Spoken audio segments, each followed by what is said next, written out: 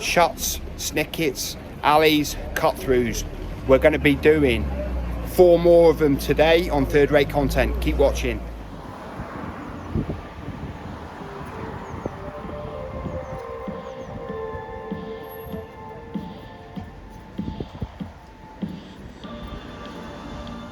And welcome back to Third Rate Content.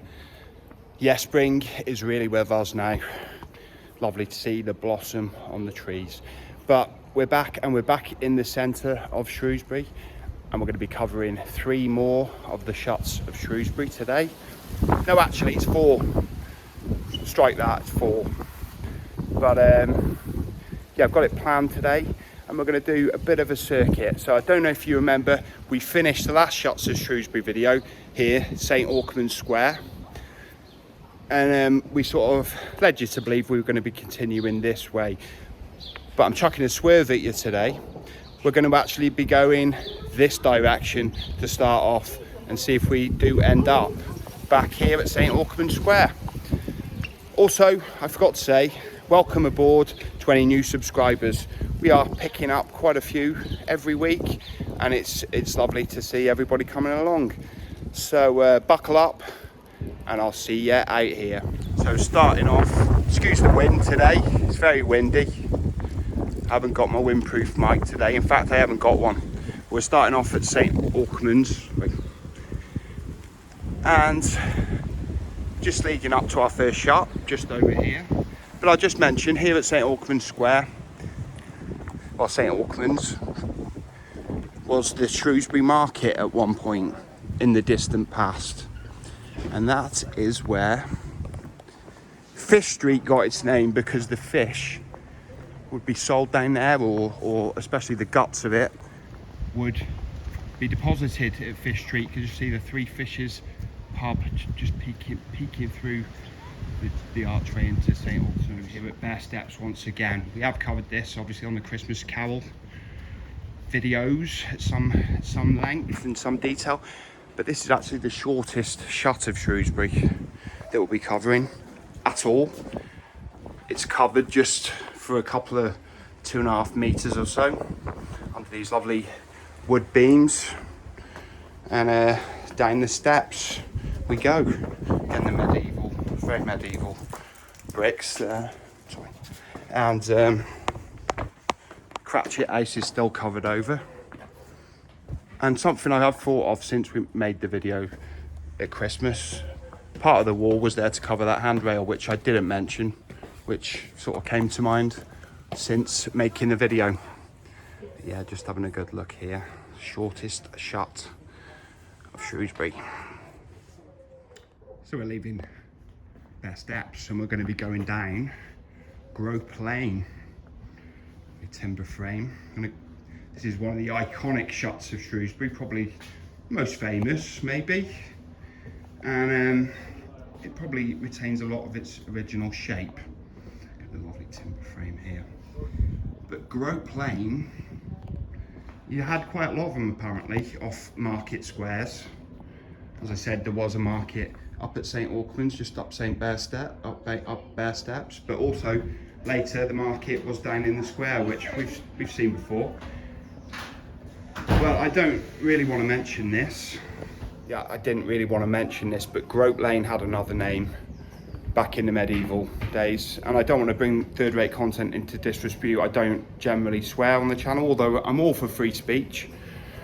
But the original name of Grope Lane, back in the medieval days, was Grope Cunt Lane.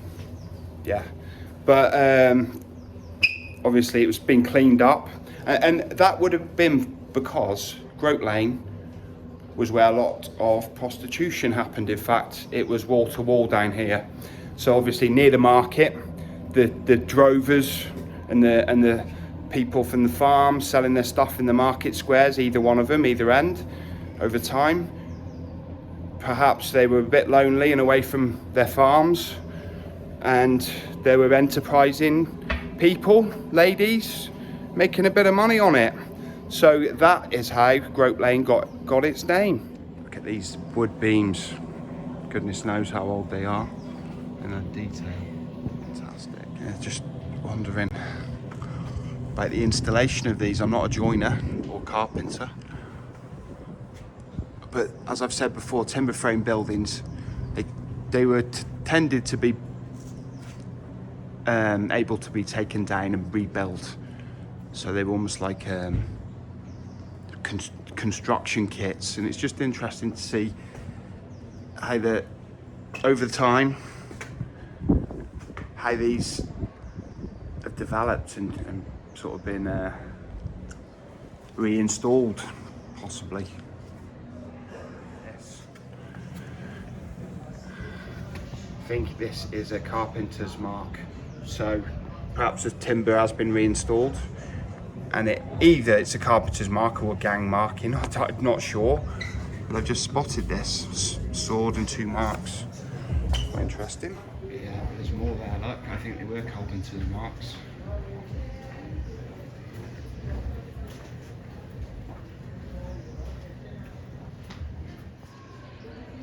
Yeah, we're at the bottom of Grope Lane now, at what is now Costa, and we're just looking at the fantastic detail. I think this was restored late 80s, early 90s, and you've got some really interesting,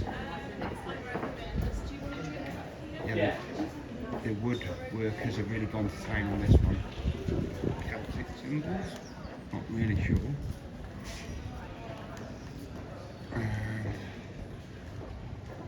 If anyone knows, feel free to say in the comments. 1990, there you go, early 90s.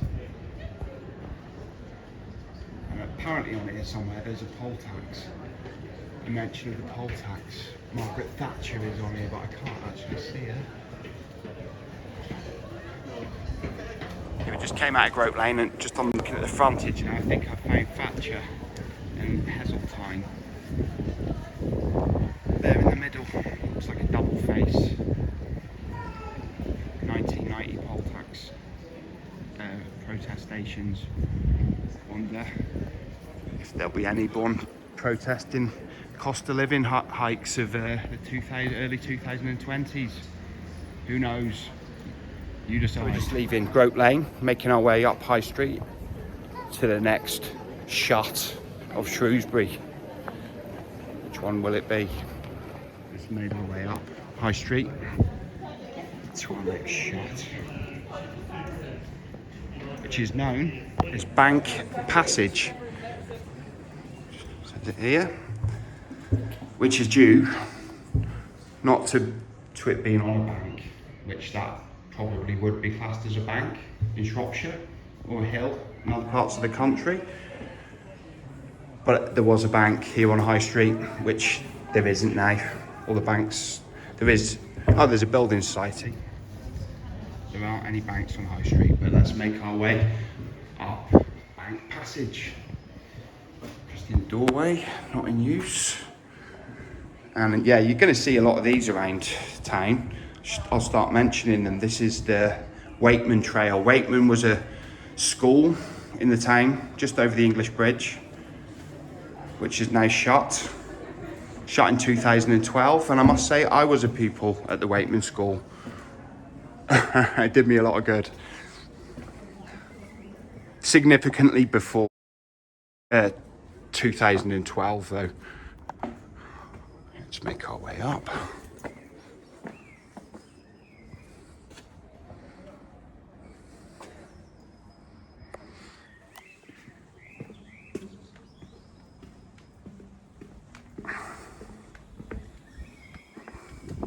Yeah, and we're back on Fish Street by St Alkmund's Church. That's St Alkmund's Church, that's St Julian's. My mistake. Three Fishes pub. We're gonna continue down back onto High Street from here.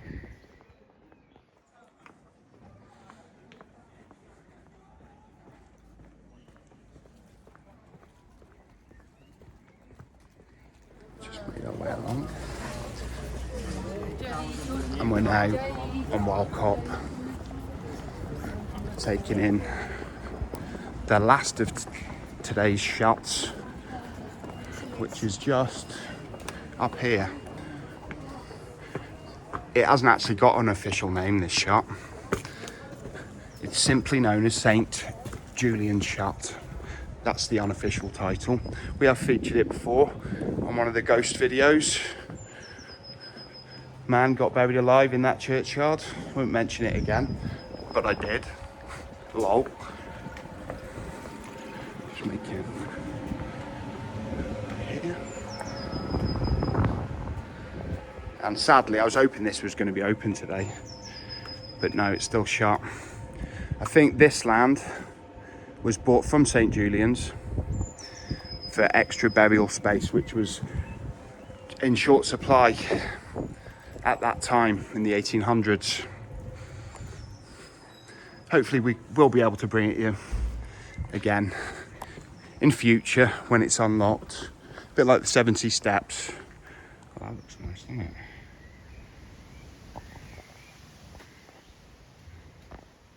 Fairy tale like.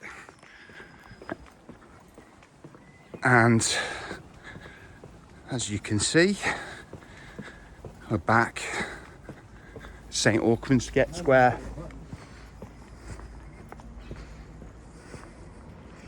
We've done a full loop today. Back in St. Auckland Square. House behind me, I couldn't find much about it on the last Shuts of Shrewsbury video, but since then I've discovered that is a reproduction Elizabethan style house. It was actually made in the Victorian days, and it was a vicarage, hence the motto that was just in the middle up there, which hold up thy goings in thy paths, which does sound sort of like a Victorian kind of religious slogan. But anyway, thanks for watching to the end of today's presentation. I had a nice walk around and I hope you enjoyed it too.